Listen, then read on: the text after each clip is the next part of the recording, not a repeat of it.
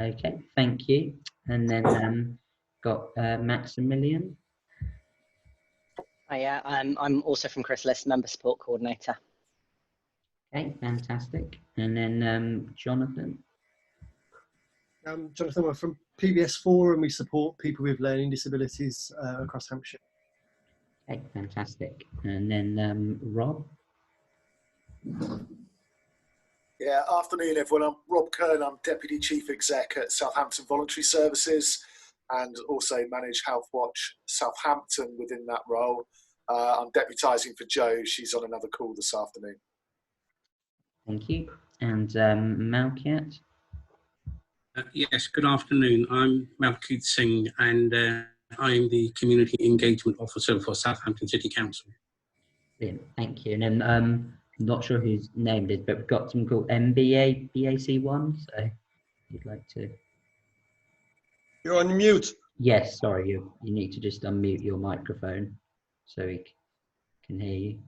That's better. Yeah. Christine Babazi from the Southampton Hospital, General Hospital. Great, thank you. And Paul? Yeah, good afternoon. Paul Salvin from Hampshire Police. I work with Ahmed, Kyla and Will as part of the communication team. Brilliant, thank you. And then finally, Hayley. Hi, sorry, I was having some technical problems. I couldn't hear anyone. And I'm Hayley O'Grady. I am the inspector for Southampton North. I'm actually working from home today, hence the reason I haven't got any uniform on. But it was quite lucky because I had to actually use my daughter's iPad to get onto Zoom. So it's been quite useful. Great, no, that's fine. Okay, great. So yeah, thank you for introducing yourselves. Yeah, if anyone else joins, we'll get them to the meeting, but I think we're good to start now. So first thing we'll do here is just go briefly through the action points from last meeting. We won't take long to do that because there's quite a bit to discuss today. So just to clear up the action points from them. So what I'll do is I'll share the screen here. So if any of you cannot see in a second what I'm showing, please do let me know. But just if we do this, it will just be quicker for you to see everything what I'm showing today's meeting. So I'll just get that set up.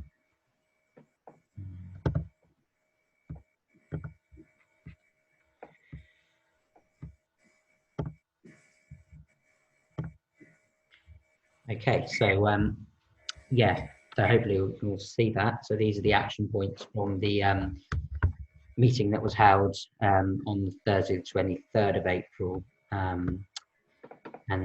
Yeah, we'll just briefly go through the action points and what's happened since on those.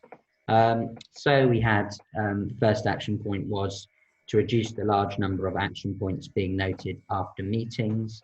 And Ian suggested that in future meetings, only significant action points should be brought up. So that's been noted and taken on board for future meetings. Next one was, which was done, all of you should have received.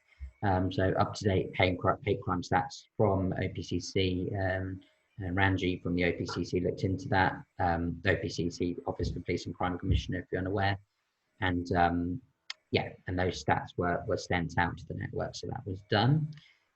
Okay, and then next one you see is on the development of hate crime materials, is when or if developing our network's branding, need to take on board what other sort of agencies tackling hate crime are doing across the county, and that's been noted and taking on board in the materials that we're developing. We'll be touched on that later. And then the next one is on raising awareness of hate crime amongst young people. We've got Ahmed suggested, if not already doing it, utilising the knowledge of existing members of the network that support young people. So that's been noted, and that's being implemented in the work that we're doing at the moment. Okay, and then the next one on how network can support retail organisations. So we've got, following COVID-19, hate crime training for Southampton-based businesses is to be added to the Southampton Business Crime Partnership training programme. And currently work is being done to prepare that, so we're ready to go when things have settled down. Then the next one we've got is going to consider using National Hate Crime Awareness Week in October to promote the work with businesses. So that's obviously for the future, and more discussions might be had about that for the next meeting in September. And then we've got any feedback. This was meant to happen, but other priorities sort of took over. So fortunately, we weren't meant to.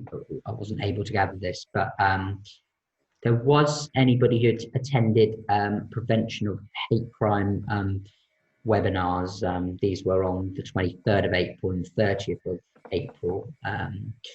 They were sort of national things, but people who deal with hate crime were invited from different regions, including some of our members. So if you did attend one of them, if you do have any feedback from that, then please email it to me, and I can and we can take that on board and maybe discuss it another time. And then finally, the next one was just to decide on the most appropriate platform to have the meetings, and obviously that's been done. So we've decided now that Zoom is more appropriate than Skype. There were a few problems last time, so that's what we're doing today. Okay, so unfortunately that isn't really time to answer any questions on those at the moment, but if you do have any questions, then please email me after the meeting, and we can maybe discuss it at another time. But yeah, I hope that all makes sense to everyone. So I'll stop the share now and get on with the actual sort of points for this meeting. So yeah, so we'll just find the first point. So yes, the first thing on today's agenda is the usual statistic and on hate crimes in Southampton that we do. Now, I know that this data I've been liaising with Ahmed and Hayley as well as to whether any data could be brought to the meeting. I mean, I've got my own, if not, but I don't know if I'll pass it on to Ahmed. Yeah, I've got some, Sam. Fantastic. Okay, Yeah, I'll pass it to you then. Yeah, no, thanks very much for that, Sam. With the help of Ranjiv from OPCC, managed to put some figures to give out to the meeting today. You'll have to forgive me, I'm not tech savvy like you. I've got another screen that you can't see in the corner that I'm keep looking at, so if I keep turning my head, it's not because I've got any problem or anything, but I'll just read out the figures, and what I'll do, Sam, if that's okay with everyone, I will email you those figures that we're talking about today, and then you can then email that out to the members for them to look at, so save people writing it down, but you're more than happy to write it down if that's something you want to do. The figures I'm going to be giving you is from the 1st of January to the 31st of May, and we're going to compare 2019 with 2020 so far in relation to the reported hate crime that we have in the system, and it will be broken down into the 5 different strands. So, and I'm also happy to say I'm able to break those figures even further down into the various sections of the city. We obviously, our figures are reported to, we got Southampton Central, which basically, for those who aren't aware which one is Southampton Central, it covers basically the Bargate and Beavers Valley area. That's what we refer to Southampton Central. Then you got Southampton North, which is Portswood and Bitton North, and I'm sure Hayley and Paul will correct me if I'm giving false information here. And then Southampton East will be Shoaling, Bitton, and Pear Tree, Woolston area. And then Southampton West, which is your Shirley, Fremantle, Coxford, Redbridge area. So if I then give you those figures, and we're looking in total for that period. In 2019, we had 114 reported hate crime for all the 5 strands for Southampton Central. For Southampton East, there was 49 reported hate crime. For Southampton North, there was 50 reported hate crime, and Southampton West, 87 reported hate crime. So you can see between Central and West, which is the Bargate, Beavers, Shirley area, the bulk of the reported hate crime for those first 5 months in 2019 was between those two. The total reported hate crime for the whole city for January to May 2019 is 300 reported hate crime. If you compare that to this year, its first 5 months, for Southampton Central, the reported hate crime is 119. So they went up by 5 compared to the previous period for that area. For Southampton East, the reported hate crime were 45, so they dropped slightly from the 49, which is in 2019. For Southampton North, the reported hate crime were 56, so slightly up from 50. And Southampton West, 96, again slightly up from 87. Total for Southampton for 2020, between January and May, reported hate crime were 316. So there is a slight increase from 300 in 2019 to 316. At the moment, it looks like it's leveled off, but I think a lot of that, for me, it should have been higher, but a lot of that's because of the COVID-19 period where everybody's been locked away. And I think, as much as I'd like to think there's been no issues, I think there are some people, unfortunately, who have been suffering in silence in my book. And this is where I think, as a network, we need to do a little bit more to encourage more people who are at home or experiencing these situations, that the network members are still working, even though their offices or their branches are currently still closed. They're still working from home, online, virtually, and advice can still be given. I think that is something, Sam, perhaps we need to look at as a network to keep that encouraging message going out. But as you can see, as I said, from the reported numbers, the increase for the first 5 months between last year and this year is very small. We're talking about 16, an increase of 16, from 300 to 316. The largest increase from the figures I'm looking at, and as I said, I'll send you all that by email so people can have it, for the broken down strands.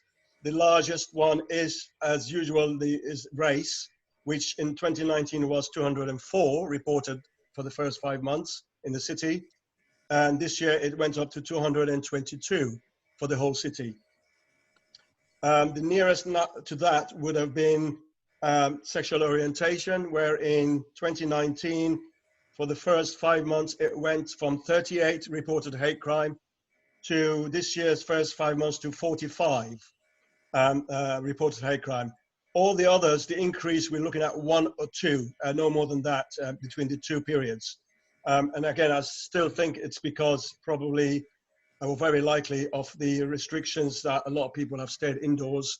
And one of the things we need to be prepared for is, as the restrictions begin to ease further and people are able to go out, there is that potential likely that hate crime could begin to show its face in our streets.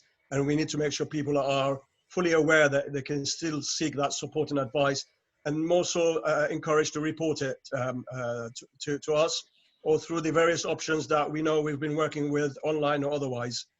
So that's something for Sam and the network, for us to really start pushing from, I would say, straight away as the restrictions ease further. I'm happy to take any immediate questions anybody has, but as I said, I'll send you these figures. And like I always say, it's not just today you can ask me questions or send me information or queries or anything. I'm still contactable by email and on phone. So, and I would like to think, if you don't have it, Sam will further pass it on. But I would like to think, as I said, most of the people I can see on my stream, I know and I've worked with, and you know how to contact me. So please don't hesitate. Just say, I think 300 to 316, whilst 16 extra is a relatively small number, it's still 5%, and that wouldn't seem insignificant to me, particularly if for 2 of the months of recording this year, people have been in lockdown, so there's been less community engagement with other people. And I suppose what we will never know is it better reporting? Is there a wider is there an increase in hate crime in general in the city and what isn't? No, I fully accept that, Jonathan. And as I said to you before, I think that increase is not the true picture because I still believe there are some incidents going unreported. And the whole idea of this network, and when we started it, is 2 main areas. One, to make sure people who are suffering are given the support they need from not just from the police, but all the partners in this meeting and beyond, because we've got something, again, just top of my head, network already, both community and agencies. But also, I think also encouraging the reporting, and if you, going back some meetings back, and I don't know if you were there, with us then, when we looked at comparing the first year the network was set up with the following year, the increase in reporting, because you're all working so hard, was about 30% for Southampton, and it was bigger than any in the force and nationally. And that's down to the work all you guys do, but also show that there is a lot of under-reporting still going on, and that's where we need to really, as a network, keep pushing people to say, we can do something about it, we can support them, we need to know about them. But the increase is what you're seeing today, the figures I've given you, I think it should be higher than that, but we're just not aware of it. So it would be foolish of me to say we're doing a good job and everything's fine. It's not. So what you're actually saying, Ahmed, is that this is a significant increase, and there is an increase in hate crime across the board, but particularly around race. Yeah, no, absolutely. And again, if you remember, Andy, I think it was 2 meetings ago or so, or earlier in the year before COVID, when we had a meeting, the increase in reporting that I was showing were the strands. One of the largest ones was disability, and the transgender hate crime that been reported. Now, for whatever reason, that seems to have leveled off over COVID-19. But again, you and I know it doesn't necessarily mean that people aren't suffering in silence. And that's where I keep saying we still have a lot of work to do as a network. Yeah, but it feels to me like we've got more work to do to continue encouraging people to report. But actually, the bigger work is stopping the hate crime, acting on what is really happening. Yeah, no, absolutely. And I'd like to say to you all, and that would be a foolish thing to say, that we will stop hate crime. It will never stop. You and I know that. And I've been in this job for 28 years now. It's been around as long as I've been in this job. What is important for me is, one, that people feel comfortable to want to report it because they believe something would be done about it when it does happen to them, or they're aware of it. But 2, also, that the support mechanism is there for those individuals who sadly happen to find themselves as victims of hate crime.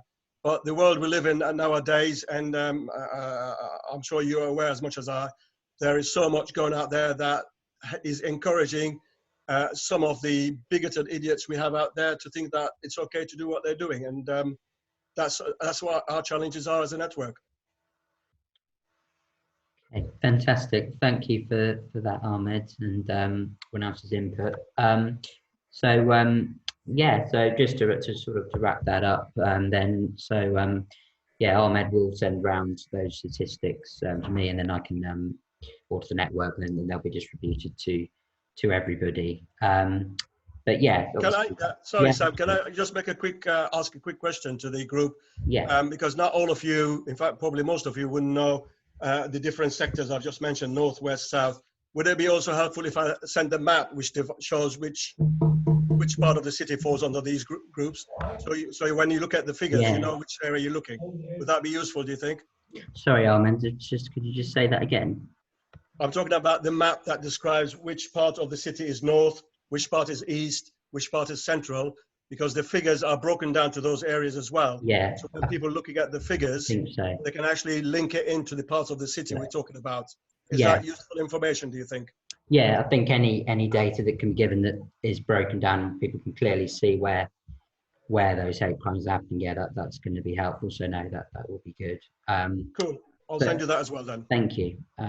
So yeah, so obviously the statistics that Ahmed's said, as he says rightly, show that there is an increase in reporting, but it's hard to, you know, that there's still going to be a lot of incidents that are still happening. So we'll take on board those statistics and, you know, work on ways that we can, you know, increase the awareness of the reporting mechanisms that are out there and see what we can do. So so yes, so thank you. And so now I'm just going to give everyone a little bit of an update on the Southampton, or the Hate Crime Love Don't Hate app, which is the mechanism for reporting hate crime in Hampshire that people can use. So just because now we receive monthly data for the reports that we receive through the app. So first of all, go through April 2020. So we saw, 6 downloads and 4 reports. Now that number is quite low, but as Ahmed was saying, I'm thinking that's going to be down to the COVID-19 situation. People, you know, maybe not feeling they can come forward as much. In May 2020, we saw 9 downloads and then 20 reports, so sort of roughly 5 a week. So that's promising. I think obviously we do want to see the app being used more and increase the awareness of it and things, but it's good so far. Obviously the app's in its early stages, and there's still developments are being made to improve the capabilities. Work's being done on that. But yeah, since October 2019 to sort of to March to the period of sort of now, roughly each month there's been about 20 reports. So it's good that the app is being used, but yeah, we hope that can increase even further. So yeah, don't know if there's any questions on that, or people can email me afterwards if not. Can I say something, please, Sam? Yes, of course. Just a quick question. I see that Ranjiv has joined us. Has this app now been developed, or I know it was being talked about being developed, not just bespoke for Southampton, but across the county? Is that something we're working on, Ranjiv? Good afternoon, everybody. Short answer, yes, definitely. Sam will let you know, and as Sam knows, we've met with Spectrum and Carswell Gold, the people who've produced the app for us.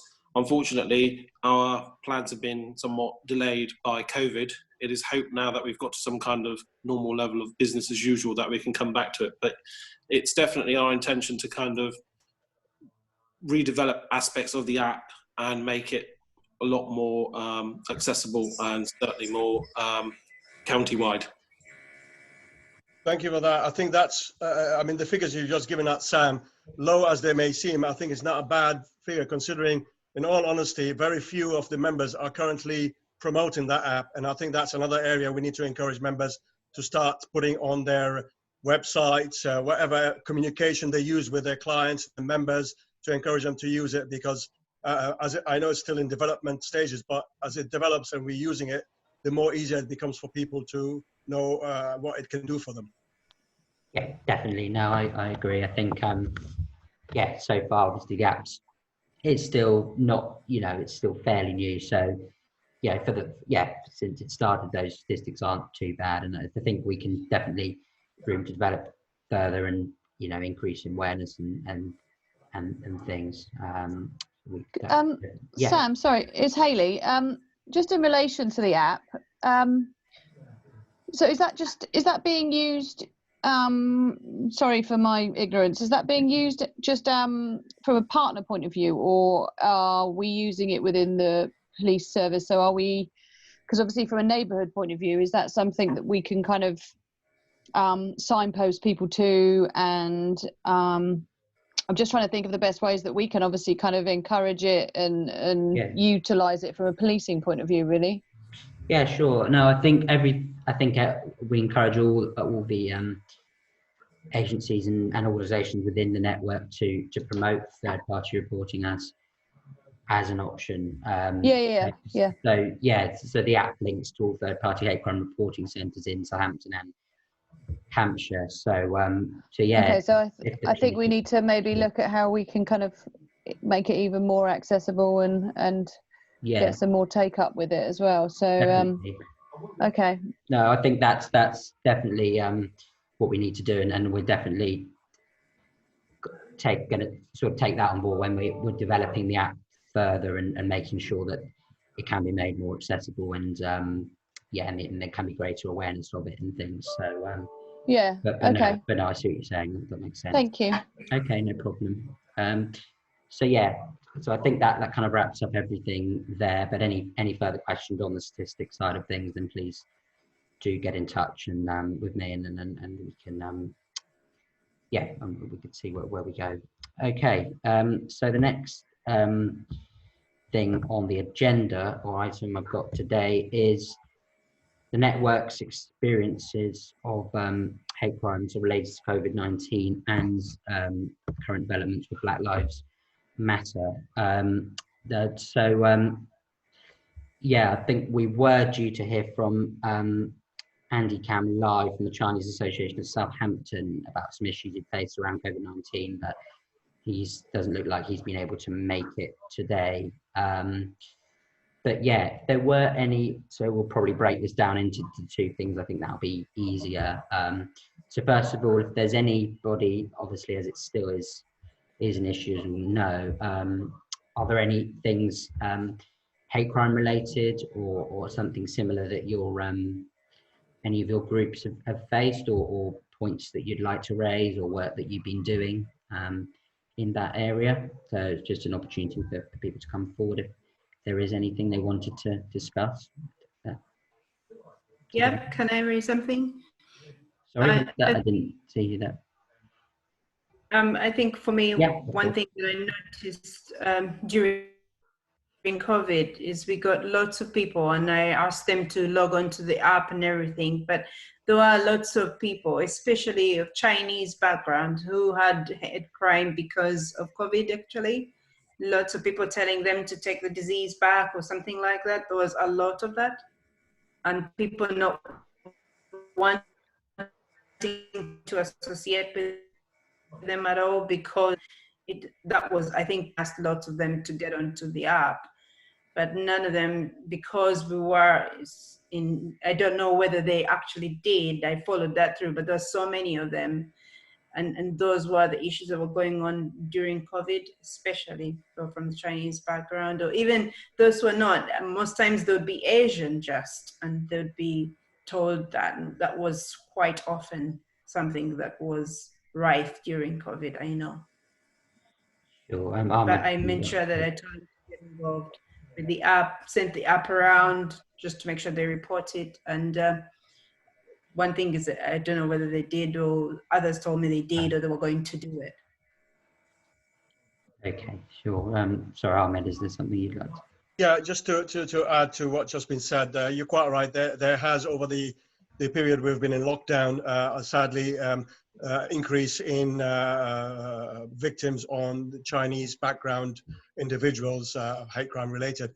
But what I'll do, if it's acceptable to the group, I know Eric Wong, Sergeant Wong from Southampton Central Neighborhood, has been doing a lot of work with our Chinese partners in the city, both with the university students and the Chinese Association and the Shaolin Temple, and he's held a number of virtual meetings with them. And obviously he's also been following up the case that we had earlier a few months back in relation to some Chinese students. So there has been a lot of work to support that section of our communities in the city. What I will do, and I know I'm probably creating more work for Eric, bless him, maybe a short overview briefing of the work he's been doing, to basically email it out to the network just to give them an idea. And if anybody thinks, well, there are other things that we could be thinking about, it's always welcome in our book anyway. Yeah, sure. No, that'd be good to have that. Yeah, that information. But no, thank you for bringing up those instances that have been happening there. That's good to know. I mean, well, obviously it's good to know that we need to know what's happening. So yeah, I think as you were talking, Christine, about the giving people knowledge of the third-party reporting. I think that's sometimes. I mean, I know there's work we can do to increase awareness and the type of thing, but I mean, if we're giving the information that it's out there, then that's essentially we're doing our job in a sense, that giving the advice, but it's ultimately the individual if they want to take it. But yeah, no, but I think sorry, Ahmed. Just a quick one. I really apologize. I'm talking too much. You also remember, guys, that the Chinese Association, the Shaolin Temple, they're all also members of this network. They may not be represented here today, I don't think, anyway, but they are there for you. You're all resources to each other. So if you are having any situation about certain section of our community in relation to hate crime and you want to provide them a third-party support, I think, Sam, you recently sent out the updated list of all the members of the network. Have a look at it and utilize each other, because this is what this network is about, is working together and supporting each other in your own fields of things that you think some other member partner can actually support better. So don't forget that. That's what the network is about, in addition to providing victim support and encouraging reporting. Yeah, no, thank you for that, Ahmed. I think that's important to clarify. Yeah, because I mean, if there's things that we can't do as organisations, or is a bit difficult for us to do with our resources, then there's all the other members that you can ask who might have expertise in that area and be able to support you. So yeah, it's to repeat what I'm saying. Yeah, do utilise that. Okay, so that's kind of the area of the COVID-19, and how that's affected hate crime. But obviously, as you know, that the Black Lives Matter movement is, that's been very prominent in recent months with what's the racial tension that's been going on. And I know, Dave Shields, you said that you emailed me about some work that's going on to support people who are facing these types of incidents in the city, and I know you were keen for that to be discussed in today's meeting, and I think it would be good for network members to hear about that. So yeah, don't know if you wouldn't mind just explaining that work that's being done and what you emailed me about. That would be great. Certainly, Sam. I'm sure people at the meeting will be aware of following the murder of Floyd, wasn't it? That in America, that was and unleashed a whole load of Black Lives Matter demonstrations. It perhaps caught some of us by surprise, the intensity and the concerns and the grievances that it drew to our attention. And we had a lively demonstration here in Southampton, well attended, very peaceful, slightly unsettling in the sense of the distancing and concerns around that. And it certainly drew to our attention some of the issues. Why I asked for this to be brought here today is that in the wake of that, the council was written to in a very highly publicised way with a request from people involved in Black History Month, requesting that the council should establish and fund an advice centre for dealing with racial discrimination. And I was a bit nervous to be able to do that without talking to existing networks and partners first to see, what to check on that. And certainly listening to people that are involved in that movement. One of the first, I was really upset and disappointed how few people that were active had heard about this network. So there's clearly a task that's needed on all sides to draw the attention of that. So that's something that needs to take away. But also I think there's lots of groups out there that were quick to criticise the council and the police for their lack of activity in this area without checking some of the things that we have been doing, one of which has been to work with yourselves. So some of the issues that were highlighted here, obviously the racial disparity, the disproportionate representation of young Black and Asian minority ethnic communities in the criminal justice system, the use of stop and search has resurrected itself. And these were grievances that we haven't, to be perfectly honest, been looking at locally in Southampton. Maybe we weren't looking in the right places. We've been tending to look a lot more about tackling hate, tackling various types of phobia, tackling violent extremists and things like that. So that's where we've been a bit focused on. Some of the other issues that were highlighted, though, I think, was national issues like Grenfell and Windrush, which I don't think really in Southampton has been particularly problematic. I mean, we've got a good record in terms of our tower blocks. We did what we could to support people on the Windrush in the consultation, which is a Home Office issue. But there are, I think, some issues around criminal justice that I've flagged up with the Police and Crime Commissioner's office, and I'm on a call tomorrow with some people of the Police and Crime panel to start looking at that to see what we can do around representation. I think there's, I also think the revelation these last couple of weeks, which didn't come as a surprise to some of us, but about the extent to which COVID has disproportionately impacted on certain Black and Asian minority ethnic communities. And if you like, to me, that reflects a whole range of other health inequalities that perhaps have not been addressed. So there's a challenge really for the health and wellbeing community. Certainly I want to raise this at the Health and Wellbeing Board of what we're doing about ethnic monitoring of illness and death and mortality. And is there more we need to be doing to address some of those disparities?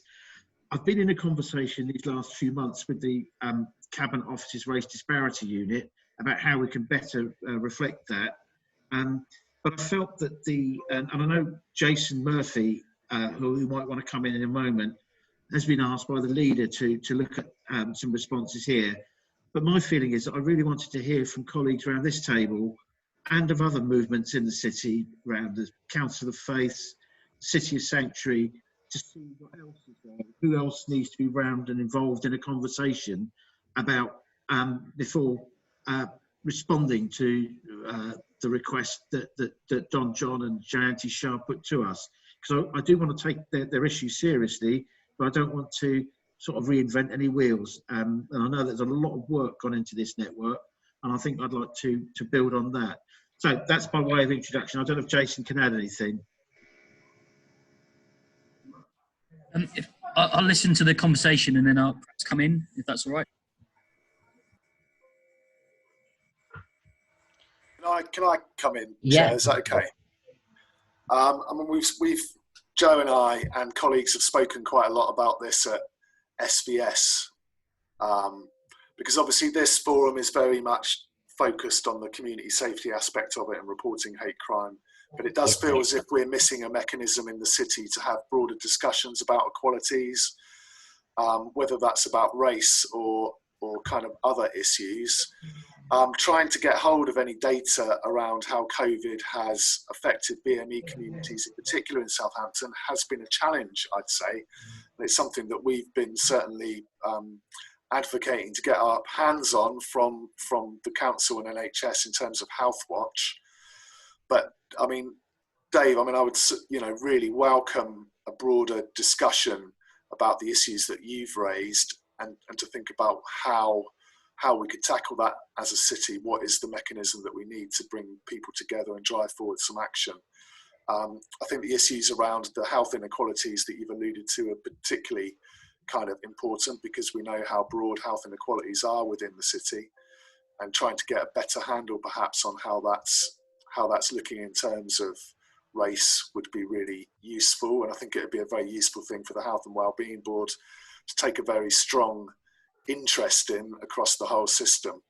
I know that Joe has had discussions with both Don John and Parveen, just trying to kind of test out about what potentially SVS's role would be in this. I mean, I feel like that our thinking at the moment is that it should be far more of a sort of facilitative platform that we could potentially offer in terms of bringing people together to discuss some of these issues. But naturally, we would want to work in partnership with our partners, both in the voluntary and statutory sector, to work out what the best way forward is. Yeah. Okay. Thank you for that, Rob. So I think just because there's a bit to go through other things today, I just if we just go back to what and any other discussions, I think obviously can have a time. Sorry, Malkiat, do you want to mention something? Only just very quickly. Yeah, of course. With the feedback I get, this Black Lives Matters is become a kind of a global movement now, and within that, it's kind of brought the race discrimination, racial discrimination, or subjects around imbalances and inequalities in society to kind of like a social tipping point. And I think we need to have these discussions, work through, not necessarily with partners, with the community as well, to make sure they do understand we're listening, and within the system, what we can do to work with them to try and address some of these. I think that discussion would only help sort of not create some of the problems that been in other parts of the city. Sorry, not city, other parts of the country. So, so yes, I think it is quite an important subject, and alongside that, with the disproportionate sort of implications of this virus on BME communities, there is a lot of people who are quite frightened within these communities and don't understand exactly what it means. So, some form of discussion could only benefit us to be able to show that we are working together to try and sort of move forward and deal with this sort of particular subject. No, thank you for that. Yeah, no, that's definitely something that I think more discussions obviously can be had, and I think that's what needs to be done. I mean, I think just to sort of wrap up what Dave said initially about the work that's being done to tackle the sort of racial, injustices and things with the new, centres and things, advice that Southampton is keen to give out to people. I think obviously, yes, with the work that we've done with the hate crime network, I think that's been really important in remembering that there's obviously, although the racial injustice has been highlighted a lot at the moment, there is all the other, strands that, within those where people do suffer from injustice as well. So it's important to remember that as well. So I think, I don't know if there's any scope, Dave. What I was thinking was maybe, if at the meetings that you're attending, you told me you were going to be attending about this sort of schemes that are going to be set up, then maybe during those you could mention about, the fact that you still want that to work alongside the reporting centres. And I don't know if there's any, at those meetings, that there's any scope maybe to have some members attending that to give their input sort of from the start as those discussions are had. Sure, Sam. Could I just ask if Jason could just have a few words, because he's going to be taking forward some of this work? Sure. Yeah, sure. That's fine. Yeah. So people understand, Malkeet and I work together. So Malkeet's in my team, and Ahmed is a close colleague as well, thinking about how we respond to a range of issues. And I think that's probably the most important way of looking at this. Is a lot of what we discuss is based on what we see, what we hear. But I think the underlying principle of Black Lives Matter, but I'm sure it would apply to any discussion about any group with a sense of disadvantage, is it's much about how it feels. And for an officer like myself, I can't possibly claim to know or have insight to that. So it's looking at some of the systemic issues. And I think that what COVID does highlight is some weaknesses in our overall response, where we example, that everybody's engaged online, that everybody has access to digital means. But of course, in reality, that's not the case. So how and who do we exclude people in fairly unintended ways, but nevertheless ways that have quite significant consequences, right down to the point at the start of people's behaviour can play out as blaming particular groups of people for world events or local events. And, you know, that currently manifests as COVID, but it can be about people's perception of the prevent agenda. It can be about anything and anything to do with victimisation of people, which, you know, is a large part of what hate crime causes. We lack an obvious strategic space. So I'm not suggesting this isn't a strategic space, but we lack a space where a range of issues like hate crime, like prevent, like modern day slavery, can be discussed, but also can be heard by some of the key decision makers in the city. Some of that's about finance, but mostly it's about influence. So we're looking at maybe creating some kind of community cohesion forum that just creates a bit of time for more detailed discussion around some of this stuff. But what I don't want it to be is yet another meeting for meeting's sake, and it can't be tokenistic, and it can't be to the exclusion of networks such as this. So, you know, one of the roles of a community cohesion forum, for example, could be to think very seriously about how we promote your app or how we raise the profile of the network and the hate crime reporting centres. It's very practical things that statutory services should be able to put their shoulders behind. Yeah. No. Whilst we've got, do you see what I mean? Whilst we've got advocates such as yourself and members such as Councillor Shields who are able to sort of pose some of the more difficult and challenging questions. So that's one part of it. In terms of Black Lives Matter, we're very keen to have a discussion with young people in terms of the conversation, because there's no easy way of saying it, but a lot of the representation on this issue has been older people. So we're trying to kind of gauge young people's sense in the city of what this means for them, what the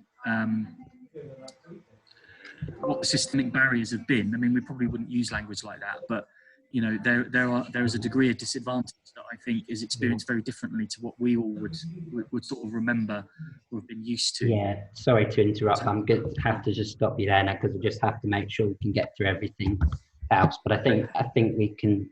Sorry, but I think we can definitely have deeper discussions, you know, on this at another time. I think for now, what would be good is if we could, as you're saying, Jason, about the cohesion, you know, the meetings that are maybe going to be arranged to discuss other matters of crime and racial injustice and things like that across the board. I think it would be good to have the network's input in that. So I don't know, when those meetings do get set up and things, we can have some detail on that, so then members can be invited and things to give their input, because ultimately if hate crime is going to be a topic within that, then it would be, I think it's right that we have our input in that. So that can be arranged, and I'll put that onto the action points. That would be great. But thank you for everyone's comments on those matters. It's good to hear what you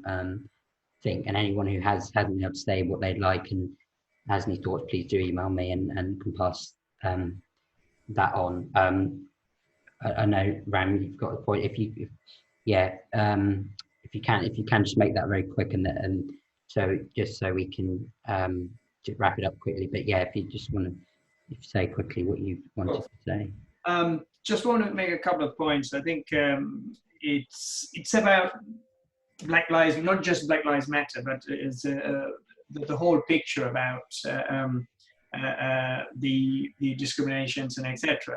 So my understanding is the whole thing really roots from the childhood, is the education, is the understanding of different people. Now, are we doing as a group, this is my first time I'm here, so please forgive me if I haven't really followed the previous actions you guys have done. Have you done anything to do with schools? I was very happy to hear Jason mentioning about youngsters, and I can see his profile. He worked with young offenders. Yeah.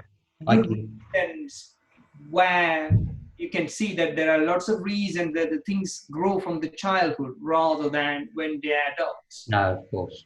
So it would be nicer, my recommendation or suggestion, if you are not already doing it, is to really engage with these young people and bring them to light, to educate each other. Exactly. My second question or point is, we can also go into football clubs, cricket clubs, sports clubs, and work with them as a group. I'm not sure if they're doing that, rather than just distributing leaflets.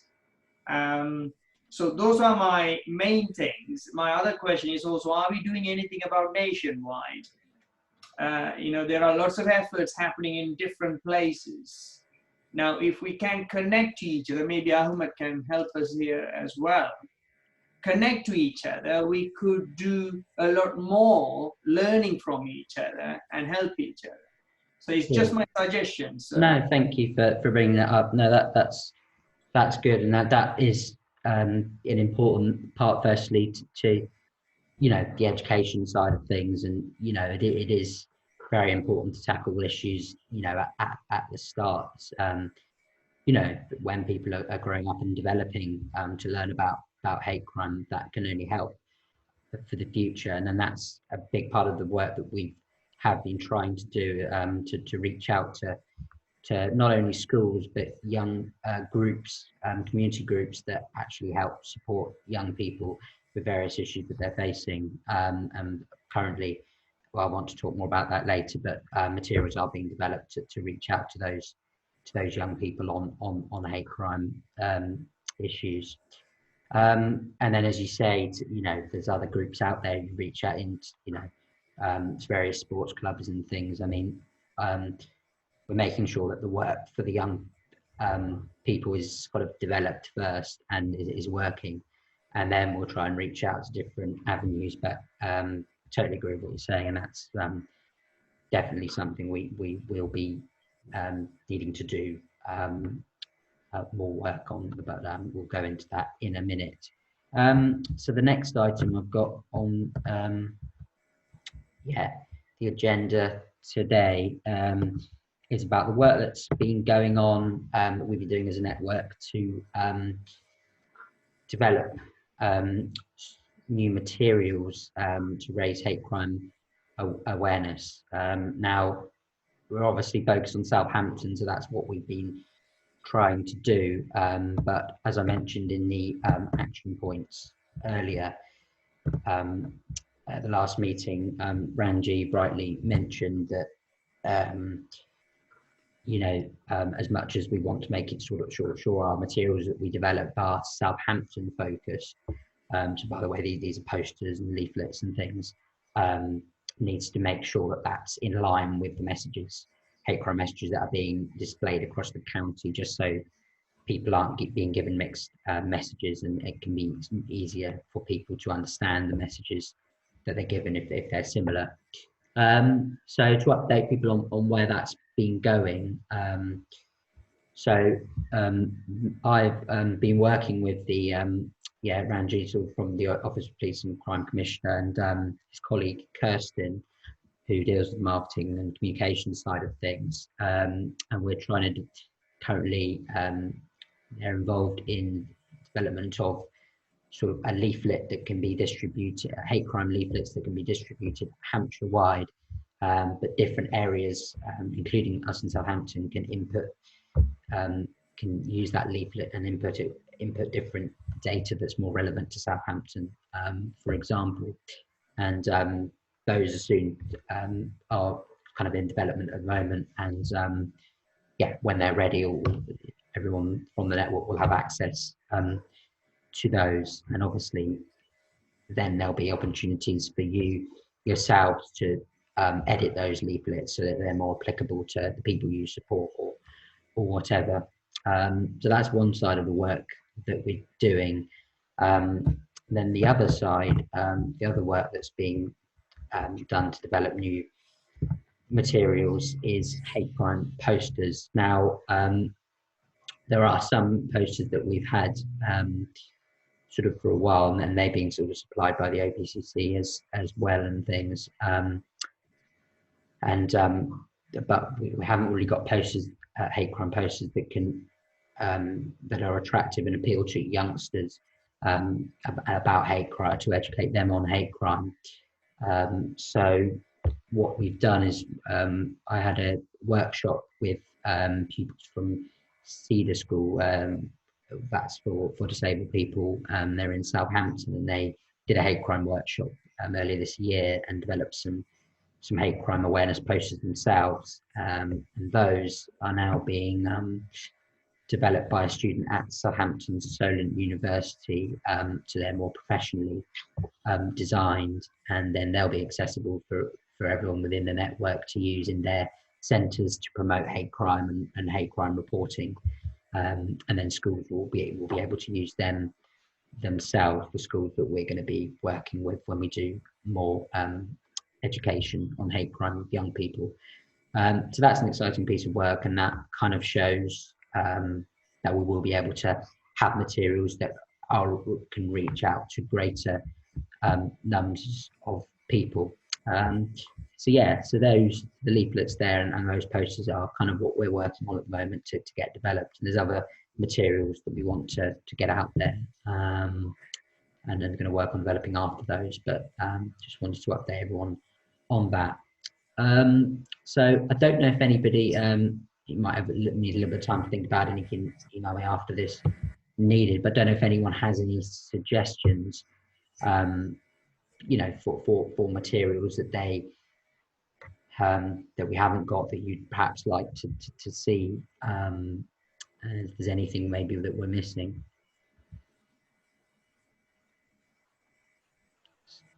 No? Sure. Yeah, that's fine. I can give, yeah, we can discuss that another time. But certainly, as these materials get developed, we'll be showing them to you, and you can have your feedback and say as well to get your opinions on those. But they'll be accessible to everyone when they're ready, and hopefully be very useful to you. Okay, so the next thing we've got is raising awareness of hate crime amongst young people, which we've briefly touched on. Now we'll go into a little bit more detail on, just kind of to update you, and then we'll get some ideas if you have any, or feedback afterwards. So basically, in a nutshell, so we believe a good way of tackling hate crime is to make sure young people are educated about it from an early age. They know how to report it, they know what it is, and hopefully encourage less people to do it. So what's been happening is I've been working on an information pack that contains sort of a hate crime presentation, but not only that, more engaging ways that people can reach out to young people. So this will be a document that has lots of different ideas on workshop activities, so interactive sessions that people can do, schools and groups that deal with young people can deliver. It's not only for adults to deliver to the young people, but then for the young people to perhaps get involved in delivering those to their peers. So that's being developed, and what we're doing is having sessions with young people, groups that members that support young people in their day-to-day role, to see what they've done to train and educate young people on various other issues, to see how that can be implemented to hate crime, to make sure we're gathering information from the right people, as some members have been involved in that so far in sort of Southampton area, and then we'll expand that to and then we're expanding that to more groups at the end of this month, where there'll be another session where we'll be collating lots of different feedback and ideas to make sure that they're as effective as possible. So yeah, and there may be an opportunity to get other feedback from everyone else as well. but yeah, that's where that works going at the moment. And once it's developed, we hopefully can communicate with lots of different schools and groups to start using those materials. Obviously, it's been delayed slightly because of the current situation. But yeah, on that sort of working with young people, I don't know if anybody has any today has any specific ideas on what they might recommend from their own work or experiences, and in what we perhaps could be taking into account. I don't know if anybody would like to make any suggestions. If I may Yeah. just chip in Of course. here. Yeah. We've got our children and young person team, victim support, and we obviously support any kind of crime. But along with our what we do when we call people is, even if it doesn't have to be hate crime, we always broach the subject of hate crime with every single call, as well as domestic abuse and sexual violence. But it's just one of those things to break those barriers, to make sure that people can come forward and talk about those things if needed. But our team that work with children and young people have been working on our own kind of resources and stuff at the moment.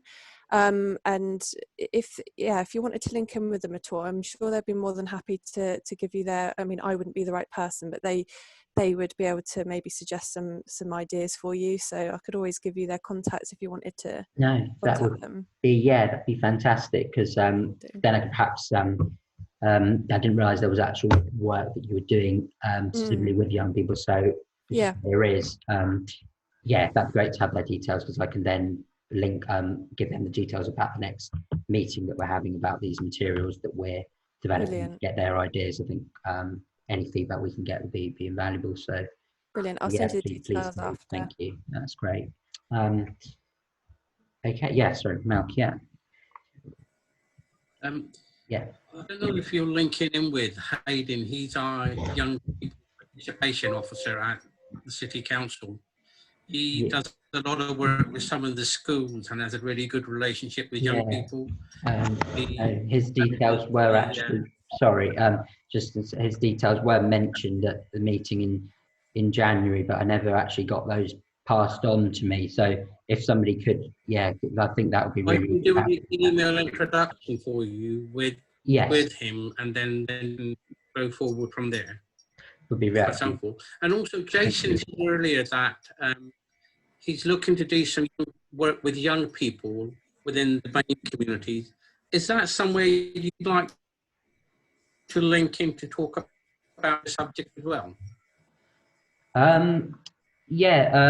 Possibly. I mean, I think to start with, it'd be good to just have his perhaps input or communicate with him on the sort of the young people work generally to start with, and then we can maybe have discussions on particular groups and what needs to be done there. But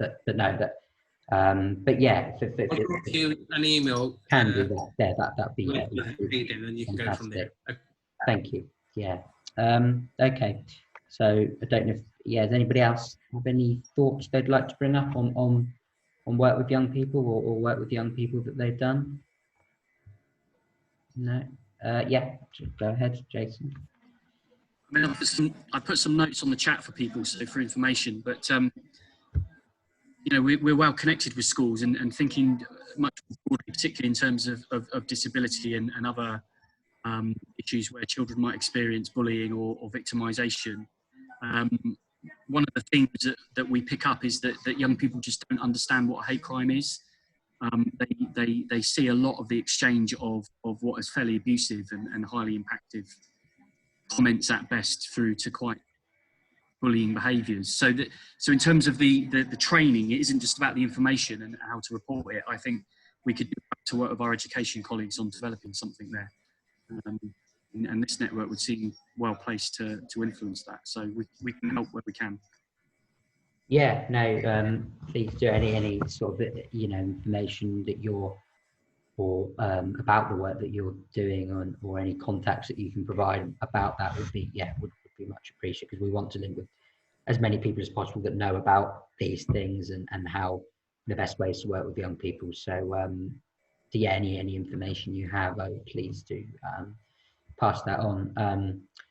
So yeah, that would be very very useful to us. As you say, it's you know, they need to, before they know about how to report it, they've got to know what hate crime is and how it affects people, and why is it so important, serious to know about. So yeah, I do see what you're saying there.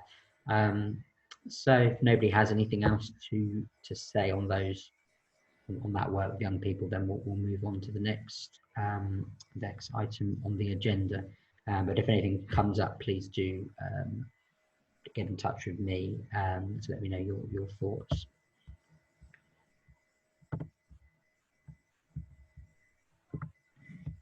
Okay, so next thing I want to go through is well, I've said on the agenda that it's hate crime training and resources pack, which that was sent out to members sort of between the last meeting and this meeting, or certainly a while ago, so you should all have access to that. But we realised that that was this is a pack that you can use to train your and educate your staff about hate crime, but we realised that was perhaps needed to be more accessible to people, so they can actually know where it is and everything's in one place. So just to update everyone, so what we've done since the last meeting in April is we've set up a Google Drive page whereby all the materials that you need about the network or to access materials that can raise awareness and things like that. All these are in one place now on that Google Drive page, and all you need to do is follow a link, and in a second I'll show you, I'll do the screen share again and show you how you can operate that and find different materials within the page. But that just means everything's in one place now. So if you haven't got something, if you don't think you've got something that you'd like, then you can just go to the page and you'll find what you need, and everything that will be updated fairly regularly with new materials. So we encourage everyone to keep an eye on what's being done in that page. So I'll just do the screen share now then, and again, if anyone can't see the screen, please do let me know, and I'll kind of go through what we can do, how you can access this page. Please bear with me. Sorry if people do already know this kind of thing. It's just for those that don't. I'm imagining not everyone will. You can know how you access the page. So I'll just share the screen now. Won't be a second.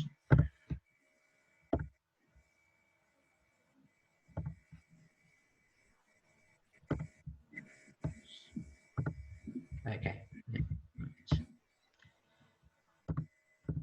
So this here, this is the email I sent out before the meeting, and it's got here the link, which is a Google Drive link that you can use to get onto this page. You don't have to be connected to the Google Drive at all or anything. You just literally need the link, and then anyone who's got the link can go onto the page and find the materials. And this link I will send, put in the action points after this meeting, so you can all use that link and know where it is. So if we go onto that link, we'll see here it's sorry, just taking a while to load. But yeah, here we go. So it says it's folded, it says Southampton Hate Crime Network, and this basically gives access to anyone with anyone who's been emailed the link can get onto this page, and you'll see that there's contact list of network members, general hate crime statistics, and then these are more particular statistics like the ones mentioned earlier. And then here you've got training materials, which this is the bit where you can access the a training presentation that you can then deliver to staff to give them information on hate crime. So if you go in there, you'll then see first one, there's the training presentation. So if you click on that, you'll then be able to open that up. I mean, this is only a read-only document when you're looking on page, but obviously you can just go there and you can, or however it works in your system, you can download it onto your page, and then you can access it, and then you can use that as you see fit. But we'd encourage everyone on this presentation, so if there is information that you don't feel is particularly relevant to your staff, then you can edit the presentation once you've downloaded it, and add new information that's more relevant to your staff if you think that's needed. So please don't be afraid of doing that if you think that's more appropriate. And then there's also, as you'll see, a printable version, and that we'd advise people groups to print that off and have in your centre, so that staff can sort of use it as a reference guide if ever they're involved in an incident of hate crime.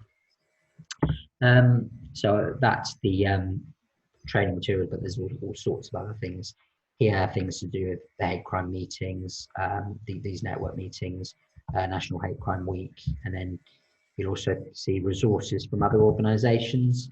And sorry, that's the wrong one. To apologise. I said, sorry, resources for hate crime network members. You'll see this is the page where you can access all the different materials that we have that can raise awareness on hate crime. For example, part of our campaign, the Love Don't Hate campaign, to sort of tackle hate crime and promote diversity.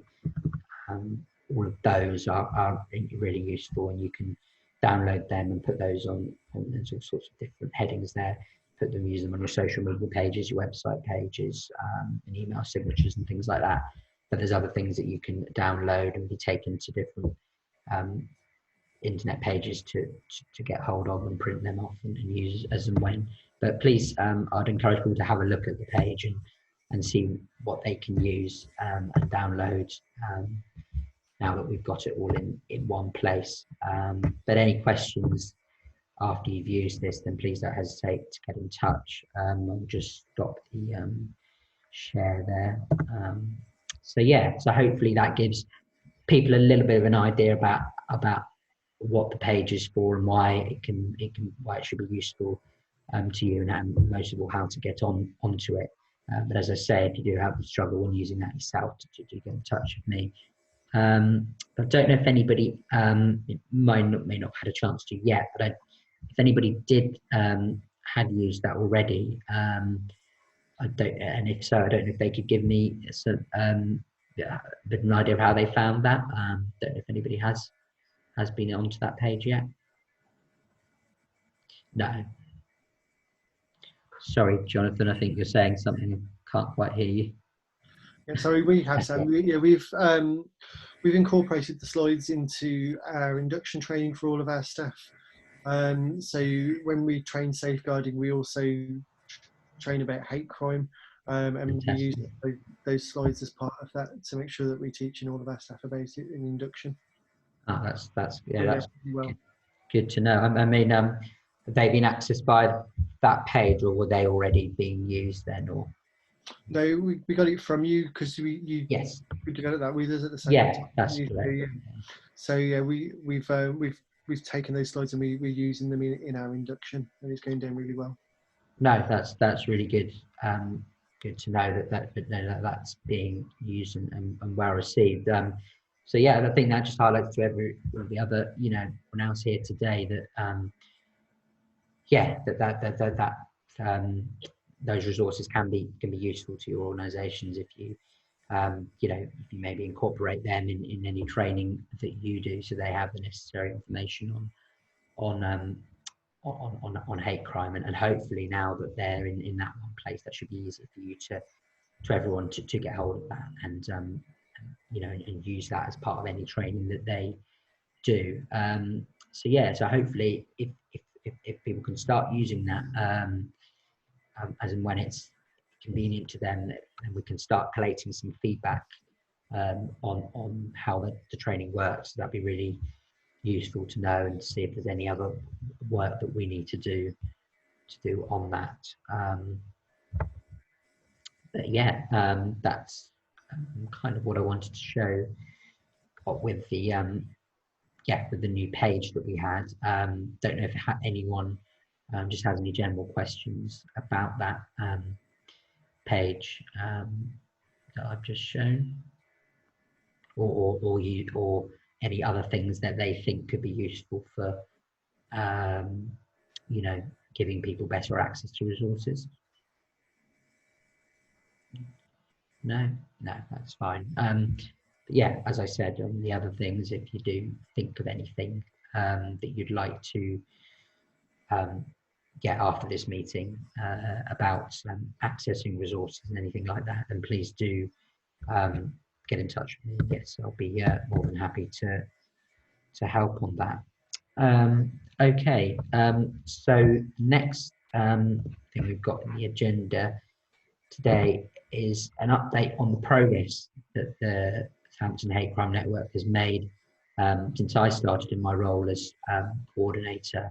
But do forgive me, I realised that I'd forgot at the start of the session to introduce myself when we were introducing everyone, and so you may not know who I am exactly. So yeah, I'm the so basically the coordinator of this whole network, and I work for the Spectrum Centre for Independent Living that supports disabled people generally, but obviously I work with the network to support lots of other people. So so yeah, that's my my role. But yeah, so and I started in that role in about a year ago, in July 2019. Since then, it's been partly down to the whole work of the network as a whole. So it's greatly appreciated everyone's work. There's been a lot of good progress that's been made, and I think it's important.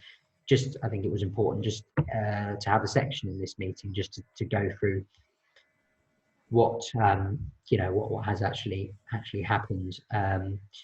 So the main the main thing I think was important to bear in mind was that there's a number of organisations have actually been community organisations, mainly network members, been involved since that kind of period around last summer on working with us on A, increasing awareness of hate crime, but B, actually improving resources to support victims and things. So we worked with around 20 organisations, around 20 organisations have actively been involved with our work to tackle hate crime, and that's a roughly at least one per month, which shows that work is certainly being done with organisations in the community, and they're contributing well to the work of the network and informing what we do. So that's really pleasing for me, and that's only increasing the work that's being done thanks to all your contributions. And the network has itself been expanded by 20% in that period, so in about a year, which they can definitely build on that. But I think it's good that there has been. We have added to the network, and essentially we've added greater depth in the experiences and expertise of members. And these groups that have been added are working with different types of people that might be affected by hate crime, and in different sort of sectors now that we've got retail involved and things like that. So it's for me as the coordinator, it's encouraging, and I'm pleased with all the contributions in different ways, and some can contribute. Members can contribute more than others, which is certainly understandable. But all your contributions have been invaluable, and I think it's important to mention that, you know, although we only meet perhaps meetings like these, you know, are only done quarterly, there's still communication I'm having, and still opinions and ideas that members have are being taken into account and being used. Just an example, the work with young people, for example, is an area where people's opinions are being really used, but in every kind of area that we're making sure that everyone's involved, and certainly I think those sort of statistics show that, yeah, a lot of people are being involved, which is really good. But yeah, I don't know if anybody has any comments on those points that I gave. No? Yeah, sorry, Ahmed. Sure. Sorry, can't quite hear you, Ahmed, at the moment. Yeah, this technology, I can never sort it out. Just to say a quick one on the fact that we've got to also remember, colleagues across the network, that this community third-party reporting network is still in its infancy. It's only, what, 2 years thereabout since it's actually started moving forward, and we've only had you, and I think we're very, very lucky to have you as the coordinator. Not even a full year yet. Full year, yeah. And to be honest with you, I think there is still a lot of work we can do. There are still a lot of groups within the city that can come on board as be part of this partnership. My concern, obviously, as you know, and I've discussed it with Ian before, as you're aware, is most of the community, particularly the community members, are volunteering charities, and they are on board because they care about what we do and need that support. Although they may not always come to these sort of meetings, I know that they're engaged and they're always bringing up stuff and talking about stuff. And my concern is that we are able to keep that role that you have for the mid-term, at least to the mid-term, if not long-term, to sustain the network. And that's something I think all the agency on board need to be thinking of these things to keep it up, because at the end of the day, in my view, and I talk for my organization I belong to, this sort of network is a very valuable resource for the city, and we need to keep it going, because there is still a lot of work to do, and for what you've achieved, what we've achieved as a network in a short time, I think you will find many other areas in the country will be very happy to have that if they can get it. Yeah, no, I think you say, yeah, the network is only in its infancy still, but I think there's been you know, good progress and certainly room for development. Yeah, obviously we want to make sure with the good work that we've done to make sure try to continue it. So you know, if we can, that would be good. I mean, as a network as a whole, if we do, you know, any resources that we sort of have that can help, then that it's, you know, do have a think about that, because as you say, if we can all work together to try and, you know, to keep this going, then that's going to only be helpful for all of us. But also if you know, as I was saying about, you know, we want to have greater contributions, or well, not necessarily contributions, but even more organisations and charities giving an input into the network. So if your groups do have any contacts with other organisations, other community organisations and things in the area, in the Southampton area, that you think would be useful to be involved in the network and you know, in a mutual way, you know, gain from the network and give to the network as well, then yeah, please do let them know about the network and you know, give them my contact details and things, and we can also utilize them as well. But no, if anyone doesn't have any questions on those things, the progress that's been done so far, then we'll move on. So, no, yeah, Sam, sure. I just wanted to say that from Southampton, we're launching a new business crime reduction partnership. And the information that you showed us today will be really useful, especially for our retail organisations, staff members, just to get it out there really. So there's an alternative way of them reporting incidents, which is really, really useful. It looks like there's a lot of useful information that we can use and share with our members there. Yeah, no, certainly, Carol. Yeah, thank you for bringing that up. I mean, we are I think the next item on the agenda actually is we're going to talk about the retail work and how you're helping with that. Goes to so yeah, we'll do mention a little bit more detail on that there, but no, that's good that you see that the resources might be able to be useful. So yeah, I'll just yes, and that is the next item on the agenda. So that's about the work being done with retail. So yeah, this is just to provide an update on how we as a network are trying to support retail organisations and hopefully eventually sort of vice versa as well with their expertise. So basically, as Carol was saying, she's sort of yeah, she works on the Southampton Business Crime Partnership, and that's part of the Go Southampton bid work being done to improve things across the city. So what we kind of want to do, we want the kind of, we've had conversations with Go Southampton to try and get the network involved in supporting organisations as well.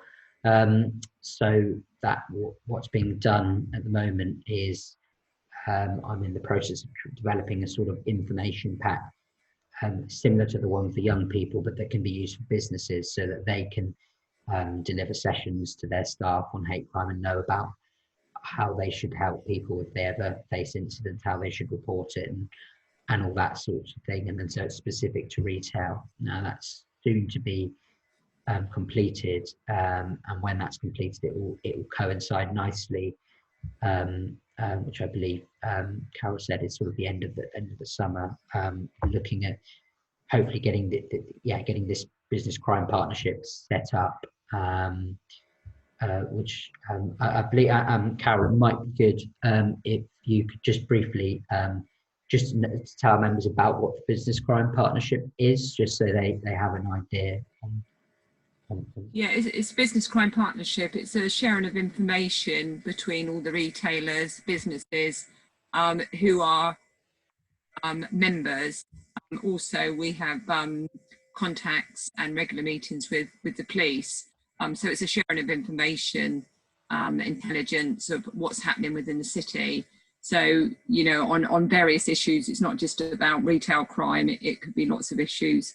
And it's just putting that information out there really. And within that, we do have regular meetings with the businesses, which we can share that information. It is live at the moment, but it's just in its infancy.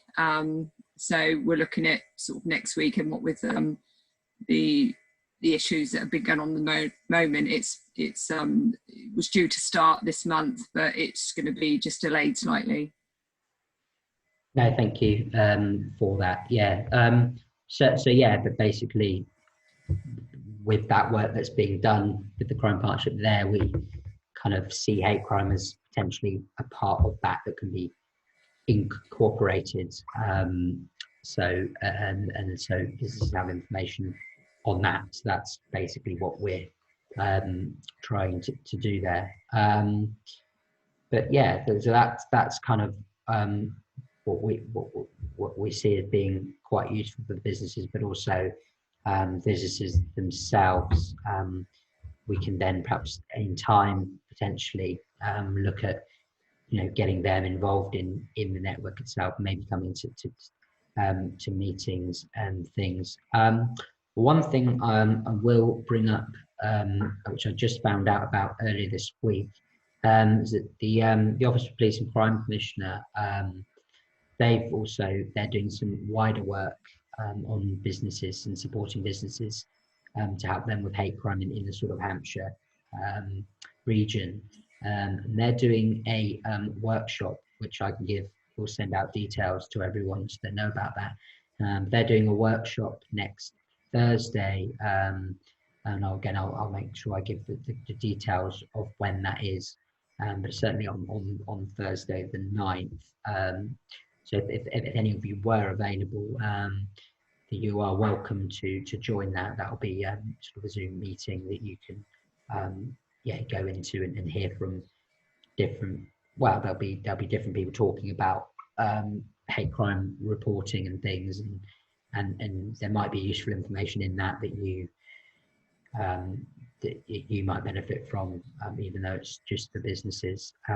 So the more detail about the agenda and things can be sent to you. But just thought I'd put that out there as that might be a useful thing for you to attend. Again, that's next Thursday. And also, I was going to mention this to you, Carol. I don't know whether that's because obviously it's for businesses. Don't know if there's something you can maybe with the contacts that you have, Go Southampton, maybe to let some of those businesses know about that's taking place if I send the information. I've already got that. Thank you. Oh, okay. Yeah, that has been distributed to the businesses. So we've launched that as regards the meeting next week, workshop. Yeah, but thank you. That's all right. So but just so people are sort of aware that's kind of a Hampshire-wide thing, but that's kind of a workshop, kind of a an online session if you like. But what we're kind of working on is kind of Southampton-based stuff, but also it's guidance on how business can do sort of workshop types things and on their own and that are relevant sort of after this period and stuff. So that's that. So just to people know that that's going to be slightly different to what's happening there, but ultimately both useful things that's happening. So that's what I wanted to mention about that meeting next week. So I don't know if anybody else has any suggestions on retail work and work on what I've said. Jonathan. I was just wondering about how the safe places work ties in with this as well, because I think it was led by Hampshire County Council, where several shops and libraries, for example, were registering as safe places for people with learning disabilities to go into if they were in distress in the community at all. And I think that scheme has stopped now, but I'm not sure. But that would seem to be linked in with this. Okay, something actually I didn't know was about that much, but that certainly, thanks for bringing up. So I think that's something we can look into. Anything we can tie into with the work is useful. Don't know what information you have on that on yourself, but I mean, if there was anything, then please do email me anything. You'll see when you walk around Southampton High Street that several shops have got the Safe Places sticker in the window. So they've obviously registered, I think it was through Hampshire County Council, to be a safe place for people. I think the council went out and actively enrolled shops to do that. But I think that scheme has now stopped, but it definitely ties in with hate crime and the support that the retail community can help with. Thank you for mentioning that. That's something definitely that's something I can look at to see what retailers are involved in that. I have got some knowledge of that, but I can't confirm which ones. But that's something that we need to look at really as well. But that's a really good point. Okay. Can I just come in there, please? Yeah. Dave Shields. One, I'm aware that there's the Let's Loop Southampton initiative that's been making contact, and I know there's work around dementia friendly working with retailers. So it does strike me that there's some joining up there is quite potential. My question though actually didn't relate to that, because I suppose I'm a ward councillor for the Fremantle area, and all this business crime reduction stuff is great, but is it going to be available to the Shirleys, the Portswoods, the Woolstons, the Bittons that are outside, that are not within the Go Southampton area? So I think I suspect that if you boil down some of those hate crime stats, and look at, you know, why they're so high. I think a lot of them will relate to the shopping areas, the pubs, the nighttime economies, not just in the city centre. So I just wondered what we can do to make sure that we reach out to the whole city. Yeah, sure. No, I think, yeah, they're definitely, I see what you're saying with the sort of, you know, different areas will need to be reached out as well. I think to start with, I think it's important to get these materials ready and you know, make sure that they're usable, and then we can use them in, you know, in the city centre first, and then expand it to the other areas that need to be. But just because that's, from my point of view, the work that I'm going to be providing for Business Crime Partnership, yeah, that's kind of, you know, my focus is to get the materials out there first, but then I'm sure there can be work can be done to you know, reach out to the other areas. Carol, I don't know if you wanted to. Yeah, I was just going to say that it will cover the nighttime economy in relation to the pubs and clubs when they're up and running, and it's probably something, I don't know whether the police can come in on this, in relation to licensing. It was something that they could possibly promote as well, especially for the, you know, the security and that side of things, really. But that's something that we can promote through the nighttime economy. This would be part of the licensing link. Okay, well, no, that's good to know. I mean, so I'll leave that if Dave, if you have anything, or Carol will be more be able to help, and yeah, you can sort of liaise with each other. And again, all the details obviously on the contact list we've got. If any work that, you know, that you might need to liaise with each other on.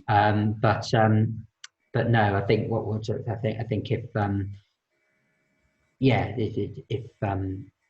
we can, we can definitely, those things that we suggested can be sort of worked on. I don't know if anybody has anything else that they would like to bring up on that. No. Okay. Well, I do just also running out.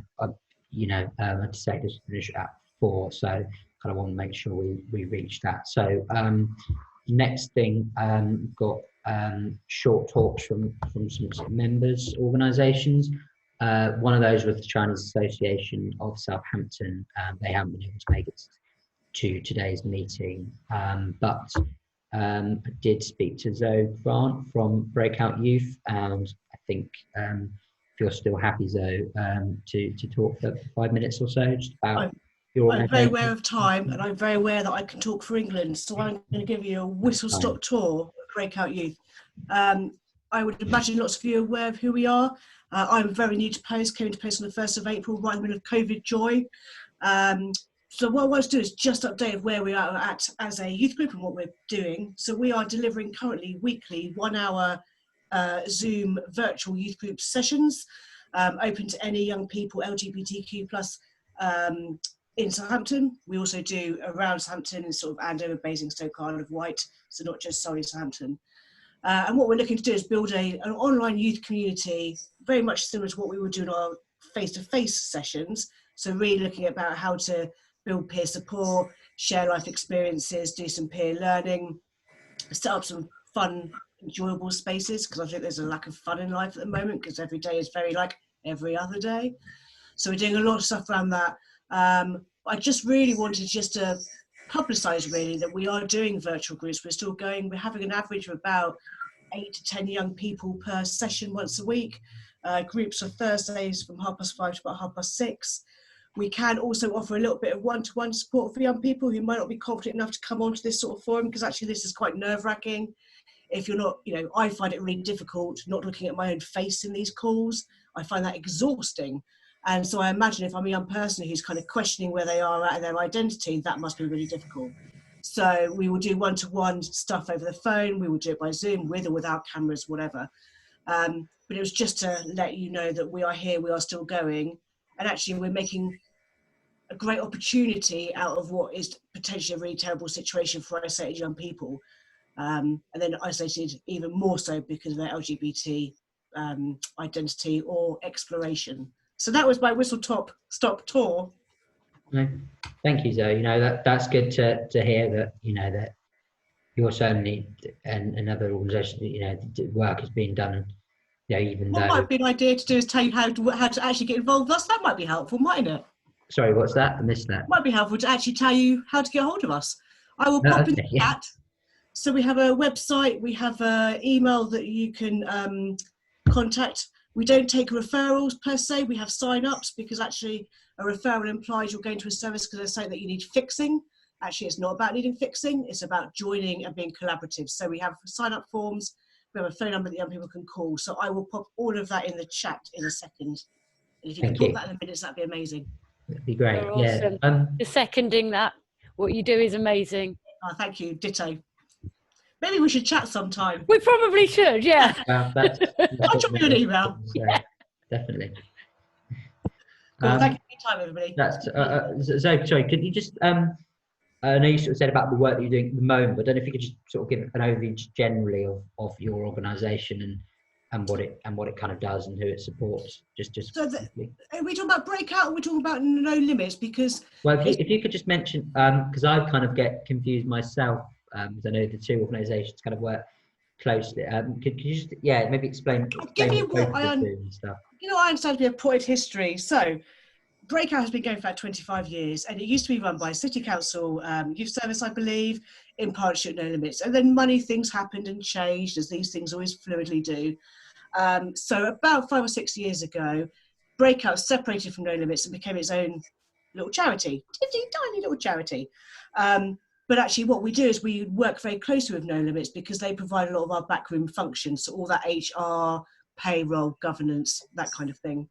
But we are a separate little charity. But the benefit of us being so co-joined with No Limits is No Limits provide what actually is an amazing model for supporting young people. So there is a direct access drop-in centre which any young person 11 to 25 can go to. This is pre-COVID times. Obviously we've changed slightly now. Any young person can go to. It can be around just needing to sit down and have a cup of tea. It can be about having no housing. It can be about benefit, debt, exploitation, drug, alcohol, sexual health, chlamydia testing, anything you can imagine a young person might want some support with. No Limits are a one-stop shop, effectively. But they also run a lot of specialist services, so they can internally refer onto sort of floating support, housing support. They've got dash workers around drug and alcohol use. They do lots of work around every aspect. And so it's a very smooth journey from that first time a young person come into our drop-in and then come onto other services.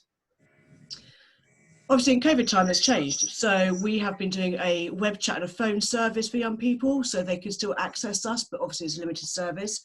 I think it's next week, actually next Monday, that we are reopening the drop-in so young people can come in again. It is going to be effectively an appointment service. So a young person might call up. If we can help them, support them online via Zoom, phone, web chat, we will. But if actually they need to come and see somebody, we'll give them an appointment. Clearly, as soon as we open up, young people are going to come to our door because young people are going to see that we're open. So we will triage those young people. And then if we can support them without socially distancing, we will. And if not, we will invite them to come back at a certain time and we will help them. So we're slowly starting to open up that direct access because a lot of that is emergency support young people need instantly. We provide counselling. A lot of that has been doing online and virtually via Zoom, etc. So lots of different things. So Breakout is like the LGBTQ plus section that kind of nestles underneath it's the baby penguin under the bigger penguin. I don't know where penguins came from. It's late in the day in my brain. Does that kind of make any sort of sense? That is just good to hear. What organisations are. So we're one but separate, but one. Yeah, no, that helps. I mean, if anybody does, then do you have any questions that ask Zoe about the organisation or her work? I'll stick my email in the chat as well in a second. That's right. Yeah. Okay. Well, thank you for that. That's just helpful. No, thanks. I hope it makes some sense. I tend to go off in little tangents in my own brain. It's useful. We'd like to hear. We'd like to give these meetings. Give everyone have an opportunity for people to, just talk about their organisations. Obviously, there's a lot of organisations that are part of this network. So if we can know about what we do, then that can only help. So appreciate that.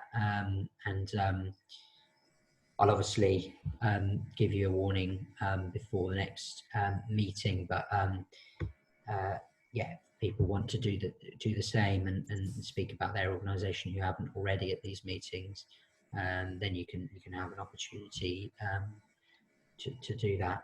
Or if you think you want to before then just send me an email and I'll make sure that's included in the next agenda. Okay, so I think we've kind of discussed quite a lot today and had very useful discussions, which has been good. But anybody, as I say, who couldn't contribute, or didn't think of anything to contribute at the moment, then you can get in touch with me afterwards, and and I can take that on board. So we'll go into the next section of the agenda now, which is just any other business. So anything that people want to bring up about the things that we haven't discussed already. So not necessarily something we haven't discussed, but I kind of missed an opportunity to jump in with this earlier when Ahmed was talking. I was very aware of not jumping back in once we've moved into Black History Month stuff, because that's also very important. But talking about why people aren't engaging. So I both have the office role at Chrysalis and also run some of the support groups as volunteer. And a lot of what comes up in the support groups and at the point at which we're signing up new members is things about, well, I've had X, Y, and Z happen to me, but it's not hate crime. It's like, no, if someone punches you for being trans, that's a big thing. If someone's calling you a name, you can get that registered as a thing that has happened, especially if it's continuing to happen. But we have a lot of that side of things, and we also have a lot of people saying, well, I don't want to go to the police because they're just going to tell me they can't do anything. They're just going to say, they're just going to do. And it's usually either about a complete lack of action and not feeling like they've even been heard properly, or it's about, well, they're going to side with that other person because I'm visibly trans, because I look different, because they're saying that actually it was something they think about me and not something that is real. And it's a mix of not trusting the police about it and not having that understanding of what falls into what's recordable and what's not. I just wanted to bring that up, as that is frequently something that comes up. Can I just add to that? It's the stacking effect. There's no point because I'm black, I'm trans, and I've got a disability. It's my autism. It's the usual one. It can't be real. It's your autism. So. Or I'm just whining. Yeah, well, I think, I see what you're saying. I think, that there can definitely be an issue in, sort of people, not thinking things are serious enough, maybe because it's not an actual hate crime or for whatever reasons. But it's important to sort of, I guess, to everyone to just inform people that, there's, the police is one of the options, but if people don't want to use that, then there's other options. And well, we're a third-party reporting centre, and even bringing it forward as a we can help you to report this. A lot of the time, people still say no, nothing's going to happen. There's no point. Yeah. So I just wanted to bring that in as one of the barriers that happens to people reporting. No, it's good to know that your feedback and something we can definitely we should take into account and things, because I know I think and that's a problem with people I've worked with, as in the past as well. There's that fear, and even if you advise people to go through other avenues, they won't take it, and that can be a barrier, as you say, because we want people to try and access support, but if we tell them about support and they don't want to, then it's hard to do much else. But definitely things we can look at and to see how we can tackle those. Sorry, Ahmed, I know you had your hand raised. No, that's all right. Just a quick one. I mean, I fully agree with what Maximilian is saying. Even I, working for Hampshire Police, over the years have come across individuals who tell me stories of something's happened to them, and I say, why didn't you get it reported? And there are times when they say, well, what's the point? The police aren't going to do anything, or they don't believe me. And this is really very important for me and many of my colleagues, I have to say, because the majority of them are professionals and they want to do the right thing. And you guys, this network is what, for me, is that person in the middle who's going to hopefully, because you work with these youngsters, they trust you, they believe that what you tell them, you're going to be honest and transparent with them, to encourage them to come forward and report it. All I would say to you is, if at the end of the day, to any of you, if you are aware of a member of the community who's become a victim of hate crime and has reported it, and you think they have actually not been given the service they deserve, or you don't agree with what's been done, like every member of the public, we should be considering, and I'm going against my organization here, making a complaint. Because I can assure you, she's not gone off now, but the Chief Inspector for Southampton District, even the Superintendent, Kelly Whiting, which some of you will probably know, will very much say, no, it's not good enough. If that's how it's happening, we want to put it right and do something about it.